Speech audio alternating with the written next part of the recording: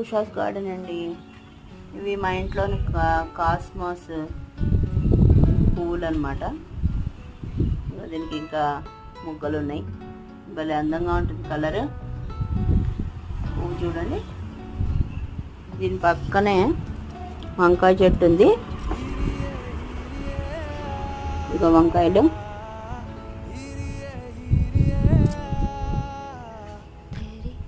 మనం చక్కటి మంచి ఫెర్టిలైజర్స్ అవి ఇచ్చుకుంటుంటే ఇలా కాస్తాయి అన్నమాట. చెట్టు నిండా కాయలు. ఇంకో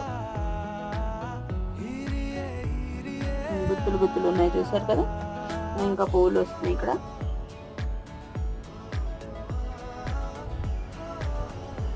ఇక్కడ ఇంకో 2 మొక్కలు ఉన్నాయి.